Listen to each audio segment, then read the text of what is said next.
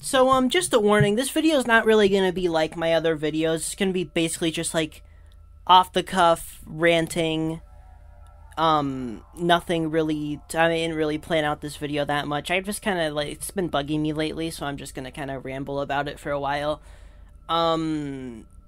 Yeah, don't expect anything too substantial with this video, just, like, editing-wise. I'm just trying to, like, I just want to get this out there, so, yeah. So, recently in the FNAF community, I've noticed a lot of controversy going on about the FNAF movie's rating. So, it's very, very, very likely that the FNAF movie is going to end up being a PG-13 movie. Now, I figured this was pretty freaking obvious, but apparently some people are shocked and even angry about this. Despite practically all official FNAF media being intended for young teenagers, the games are rated T for teen, the books are aimed at ages 12 and up, a lot of these toys are clearly not intended for the older demographic.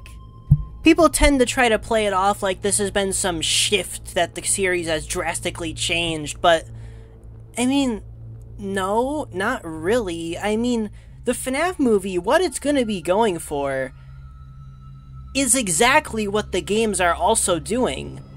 I feel like a lot of people just tend to have a fundamental misunderstanding of FNAF. Like, they think that the plot of FNAF is the backstory, and no, it's a backstory. The kids being murdered, that already happened when the game's plot kicks in. That stuff is over. You're experiencing the hauntings that occur afterwards. Which, going off of the movie's official plot synopsis, is exactly what the movie's also about. The first game especially, which is the game that this movie is specifically based off of, is extremely paranormal horror. It is only paranormal horror. There is no gore outside of the freaking goofy eyeballs sticking out of the suit. You got stuff changing on the wall, you got Golden Freddy hallucinations appearing everywhere, animatronics moving when they're not supposed to. That's the horror. That's what's scary about it. Now, obviously, it has to be portrayed to the audience in some form that those murders happened. But thinking it's a make-or-break thing that the movie actually shows it happening or not is just like, what? The animatronics start moving when they're not supposed to. Finding out the murders happened is like the dark, scary backstory as to why they're moving, which makes them moving a bit scarier because of the dark undertone to it. You're not actually seeing what actually happened to the kids, because that happened years ago. And, like, for the scenes that would be a bit more gruesome, like the spring lock failure, for example, which is the main one we're thinking of, everybody's thinking about is going to happen in the movie. The spring lock failure, it's just blood. All the gruesome stuff is happening inside the suit. You can't see it. It's just the blood spilling out, which you can do in a PG-13 movie. That's fine. Even if it's toned down from, you know, the that happens in the minigame, even if it's just, like, leaking, that's more realistic anyway. So, I don't really see what the problem is. The main thing you want in a Five Nights at Freddy's movie is the animatronic, paranormal, spooky horror, which is 100% possible to be exactly more scary, even, than it is in the games, in a PG-13 movie. That's, like, so easy.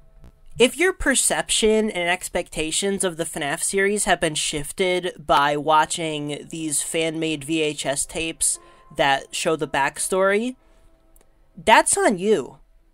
That's on you for expecting the official media to show what the fan-made media shows. Because if you were only going off of the official games, you should know exactly what to expect. Going off of the first game and the Silver Eyes, which I think is what this movie is going to be pulling the most from, you look at those, and you should know exactly what to expect from this movie, which is spooky animatronics coming to life at night, weird hallucinations happening, things changing on the walls, you know, spooky haunted building stuff, and William Afton in his Spring Bonnie suit being all creepy and then getting spring locked. That is what you should expect. That's the baseline.